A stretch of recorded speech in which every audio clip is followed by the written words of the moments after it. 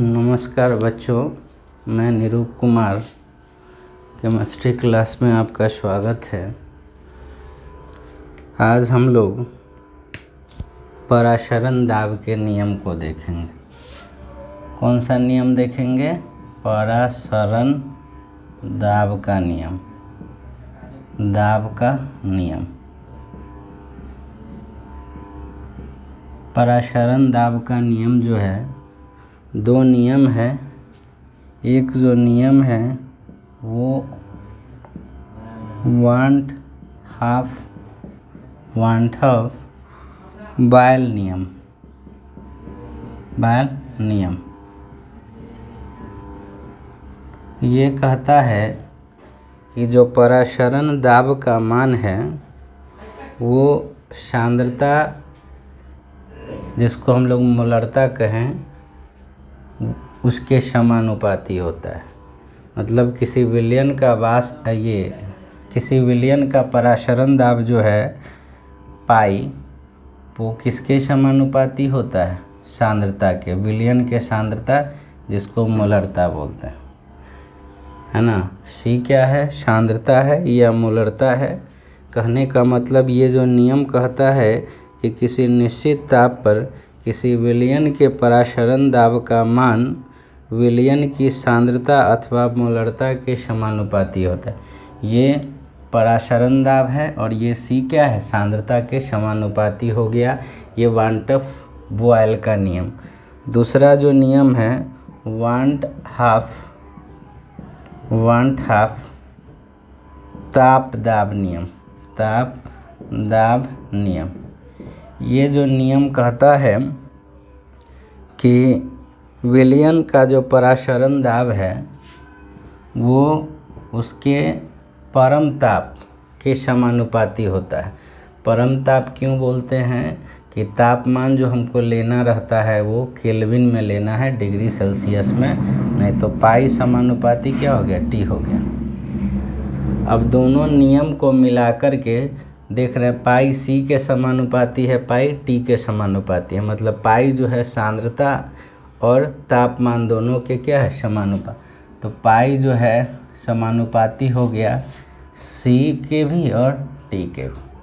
समानुपाती का चिन्ह हटा देंगे तो उसके जगह एक नियतांक देंगे, जिसको हम लोग आर लिखेंगे।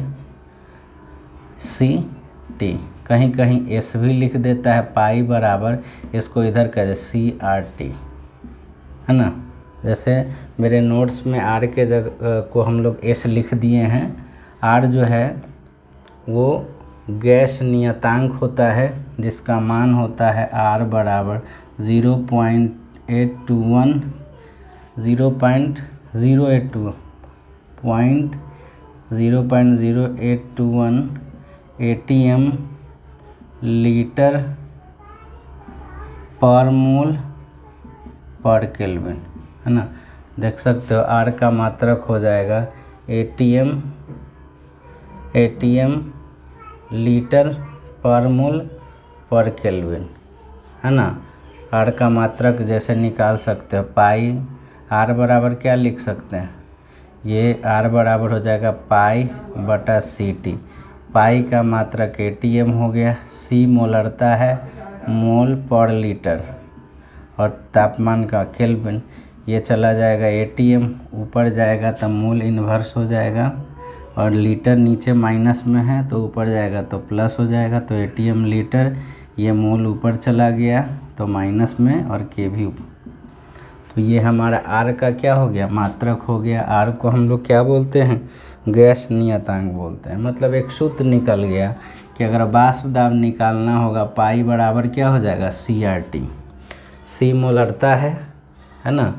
देखते होगे मोलरता को हम लोग क्या लिखते थे? पाई बराबर, मोलरता होता है विले का मोल बटा में विलयन का आयतन लीटर में। तो विले का मोल को हम लोग N से लिखते हैं, है ना, बटा आयतन भी। अगर मिलीलीटर में है तो लीटर में करने के लिए 1000 से गुना। ये मोलरता हो गया, इंटू आर हो गया, इंटू टी हो गया, है ना। उसके बाद हम लोग मोल को द्रव्यमान बटे मोलर द्रव्यमान भी लिखते हैं। तो पाई बराबर विले का मोल है तो विलेय को हम लोग बी से लिखते थे, है ना। तो विलेय का मोल मतलब विलेय का द्रव्यमान बटे विलेय का मोलर द्रव्यमान, है ना। उसके बाद हो गया आयतन, भी मिलीलीटर में है, चूँकि लीटर में करना रहता है तो 1000, ये मोल हो गया, इंटू आर इंटू टी। ये हमारा वाष्प दाब निकालने का सूत्र हो गया, है ना। अगर हो सकता है कि सवाल में कभी पूछ देता है कि विलेय का मोलर द्रव्यमान निकालिए, तो एम बी बराबर ये इधर जाएगा तो ये भाग में आ जाए, तो W B into 1000 into R into T बटा में ये ऊपर चला गया तो पाई भी। इस तरीके से पाई क्या है हमारा पराशरण दाब है, जिसको एटीएम में मापते हैं। वॉल्यूम जो है वो हमारा लीटर में होगा। डब्ल्यू बी क्या है, विलेय का द्रव्यमान है। अगर मोलर द्रव्यमान निकालना होगा तो एम बी निकाल सकते हैं। अगर पराशरण दाब पूछेगा तो ये सूत्र इस्तेमाल कर सकते हैं, है ना। अगर बाई द वे मोलरता दे दिया है तो सिंपल है। वाष्प दाब पूछेगा, मोलरता कोई वैल्यू दिया होगा, आर का मान तो याद रखना है, कोई तापमान दिया रहेगा, उससे हम लोग क्या कर सकते हैं, विलयन का पराशरण दाब निकाल सकते हैं। ये कोई दिक्कत नहीं है, नोट्स हम दे दिए हैं, उससे थोड़ा सा सजा करके लिख लेना है, लेकिन हमको याद यही रखना है, पराशरण दाब बराबर मोलरता गुने आर गुने टी। आर क्या है, गैस, इसका वैल्यू इतना होता है, इसी ये गैस नियतांक बोलते हैं, है ना। ये चीज़ है, ये कोई नया चीज़ नहीं है। ये हम लोग जब 9th में पढ़ते थे, आप लोग पढ़े होंगे, उसमें एक आदर्श गैस के लिए एक फार्मूला तैयार करते थे, याद होगा। उसमें था पीवी बराबर एनआरटी। पीवी बराबर होता था आइडियल गैस इक्वेशन, आदर्श समीकरण। पीवी बराबर क्या है, एनआरटी। पी था दाब था, जो पराशरण दाब है वो गैस के दाब की तरह ही आचरण प्रदर्शित करता है, वहाँ पी भी बराबर एनआरटी लिखते थे। पी जो था वो दाब था गैस का, भी वो गैस का आयतन था, एन गैस का मोल था, आर वही गैस नियतांक है, और टी क्या है, तापमान है। इसको देखो पी, इसको भी इधर चले, एन बटा भी आर टी हो गया, और पी ये मोल बटा आयतन है। मोल बटा आयतन को मोलरता लिख सकते हैं, आर टी। तो देखो यहाँ दाब बराबर मोलरता गुने आर गुने टी है, तो यहाँ गैस का दाब है, और अंतर यहाँ ये है कि ये गैस का नहीं, ये पराशरण दाब है ना। ये चीज़ हम लोग देख लिए, एकदम इसको याद कर लेना है। अब जो है हम लोग देखेंगे कि पराशरण दाब के आधार पर, उसको थोड़ा लिख सकते हैं, है ना, लिख लीजिएगा। अब जो है पराशरण दाब के आधार पर विलयन को हम लोग 3 प्रकार से बांटते हैं। पराशरण दाब के आधार पर हम लोग विलयन को विलयन के 3 प्रकार होते हैं। पहला है जो वो समपराशरी विलयन, समपराशरी विलयन। देखो समपराशरी, सम का मतलब होता है बराबर, पराशरी मतलब पराशरण दाब। जब 2 विलयन हम लोग तैयार किए हैं, मान लो एक ये विलयन है और ये दूसरा विलयन है, तो जैसे ही विलयन है तो इसका कुछ पराशरण दाब होगा। पराशरण दाब निकालने के लिए हम लोग पाई बराबर CRT लिख दिए हैं। इसका कुछ मोलरता होगा, इसका आर का वैल्यू तो नियत है, कुछ तापमान होगा, तो ये C दिया रहे, R दिया रहे, T दिया रहे, तापमान तो दोनों के लिए सेम है। दोनों हम लोग यही विलयन तैयार किए हैं, तो जो नेचर का तापमान है वही हमारे विलयन का तापमान होगा। दोनों के लिए विलयन का तापमान क्या है, सेम है, तो समपराशरी विलयन उसको कहेंगे। वैसा 2 विलयन जिसमें दोनों का पराशरण दाब का मान क्या हो जाए, समान हो जाए। अगर पराशरण दाब का मान दोनों का समान हो गया, उसी विलयन को हम लोग क्या बोलेंगे, समपराशी। मान लो इसका पराशरण दाब पाई 1 है, तो इसका पराशरण दाब पाई 2 है, तो पाई 1 बराबर क्या लिखेंगे, पाई 2। तो जैसे ही दोनों का परासरण दाब समान हो जाएगा तो दोनों का सांद्रता भी क्या होगा, समान होगा। मान लो इसका सांद्रता C1 है, इसका सांद्रता मतलब मोलरता C2 है, तो C1 बराबर क्या लिख सकते हैं, C2। मतलब अगर कोई समपरासी विलयन है तो उसका परासरण दाब और मोलरता दोनों क्या होगा, समान ही होगा। उसके बाद दूसरा जो है अति परासरी।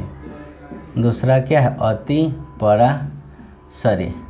अति का मतलब होता है अधिक। अति का मतलब क्या होता है, अधिक। मतलब 2 विलयन लिए, 2 विलयन लिए हैं, एक का परासरण दाब मान लो π1 है और दूसरे का π2 है। अति का मतलब है अधिक। अगर इसका विलयन का परासरण दाब इससे अधिक होगा तो ये अति परासरी होगा। मतलब जिसका अधिक परासरण दाब हो गया उसको परासरी बोलते। मान लो कि π1 का मान अधिक है π2 से, तो ये वाला जो विलयन है वो अति परासरी है ना। उसके बाद तीसरा जो है वो हमारा है अल्प परासरी। तीसरा क्या है, अल्प परासरी। अल्प परासरी, अल्प परासरी, अल्प का मतलब कम है। तो देख सकते हो कि इसका अधिक है और इसका कम है, तो जो कम होता है उसको अल्प परासरी बोलते हैं। मतलब यही 2 विलयन हैं, तो जिसका अधिक है उसको अति परासरी बोल दिए और जिसका कम है उसको क्या बोल दिए, अल्प परासरी बोल दिए। तो इसका परासरण दाब अधिक है तो अति परासरी और इसका कम है तो अल्प परासरी।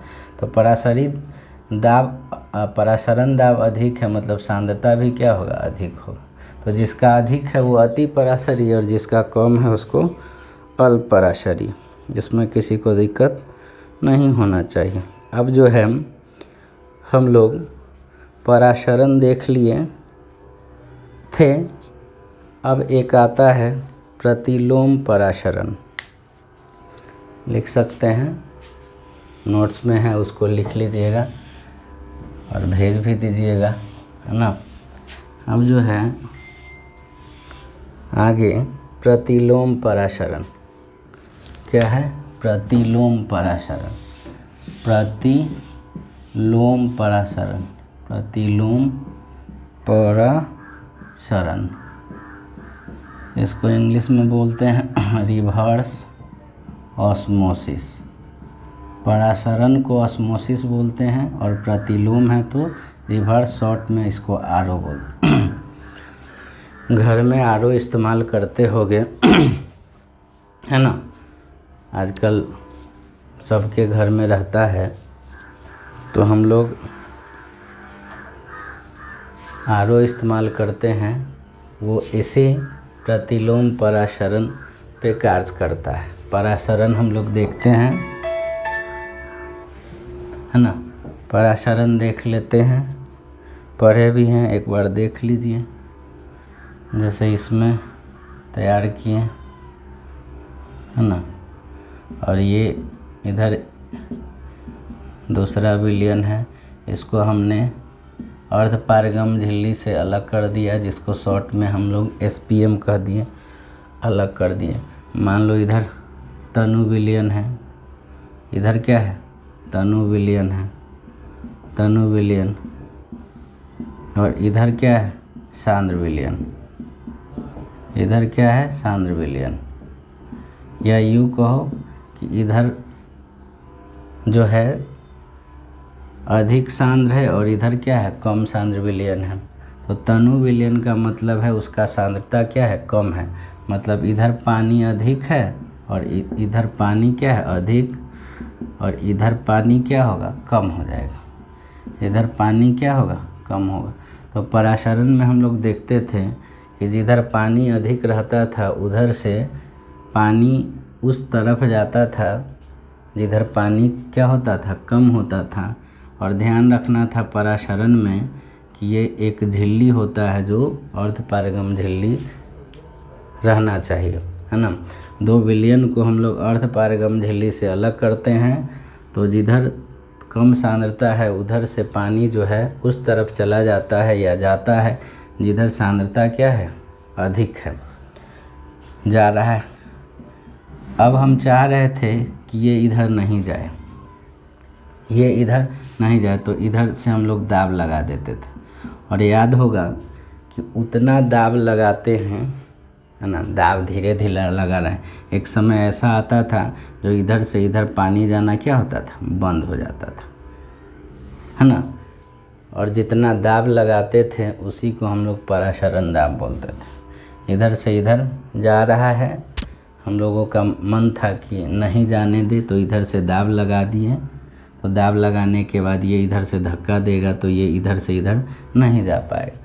तो इतना दाब लगाए जिससे पराशरण का क्रिया बंद हो जाता है, उसी दाब को हम लोग क्या बोलते हैं, पराशरण दाब बोलते हैं। लेकिन अगर और अधिक दाब लगाने लगेंगे तो ये पानी जो इधर से इधर अब इधर से दबा रहे हैं ना, तो अब तो जाना इधर से इधर बंद हो गया, लेकिन और बढ़ाते चले गए तो अब जो पानी जो था उल्टा जाने लगे। तो इसी को हम लोग प्रतिलोम पराशरण बोलते हैं, रिवर्स ऑस्मोसिस बोलते हैं, है ना। मतलब जब पराशरण का क्रिया जब उल्टा हो जाता है उसी को हम लोग क्या बोलते हैं, पराशरण बोलते हैं, है ना। हम लोग इसका इस्तेमाल करते हैं समुद्री जल से पानी निकालना है, तो समुद्र जल में तो नमक है ना, तो अधिक सांद्र हो गया। इधर मान लो पानी रख दिए, है ना, इधर क्या मान लो एक तैयार किए हैं, है ना, इधर नमक वाला पानी है, नमक प्लस पानी है, और इधर सिर्फ हम पानी रख दिए। इधर क्या रख दिए, पानी रख दिए, पानी, और इधर एगो नल लगा दिए, पानी चाहिए हमको। अब क्या करते हैं, इधर समुद्र का पानी है, उसमें नमक होगा, अब इधर से दाब लगाएंगे तो क्या होगा, पहले तो पानी है सिर्फ इधर, तो इधर से इधर जाना चाहेगा, लेकिन जब इधर दाब लगाएंगे तो एक समय आएगा जो इधर से इधर जाना क्या होगा, बंद हो जाएगा। और अगर उससे अधिक दाब लगाएंगे तो नमक वाला पानी था, उससे पानी इधर आने लगेगा। मतलब इधर अगर पराशरण दाब के बराबर अगर दाब लगाते हैं तो क्या होगा, न इधर से इधर जाएगा न इधर से इधर जाएगा। लेकिन जैसे ही इधर अधिक लगा देंगे, जिधर समुद्र का पानी रख दिए, लगाने के बाद पानी इधर से इधर जाएगा और नल के माध्यम से हम लोग क्या करेंगे, निकाल लेंगे। इसी क्रिया को हम लोग क्या बोलते हैं, रिवर्स ऑस्मोसिस बोलते हैं, है ना। और समुद्र के जल से अगर पानी निकालते हैं तो इसको हम लोग बोलते हैं विलवणीकरण। तो विलवणीकरण जो है वो एक प्रतिलोम पराशरण का उदाहरण है। अब हम लोग आगे कल पढ़ेंगे ना, पराशरण दाब से कुछ सवाल होगा बुक में, वो बनाइएगा और हम लोग देखेंगे भी, बनाएंगे भी। धन्यवाद।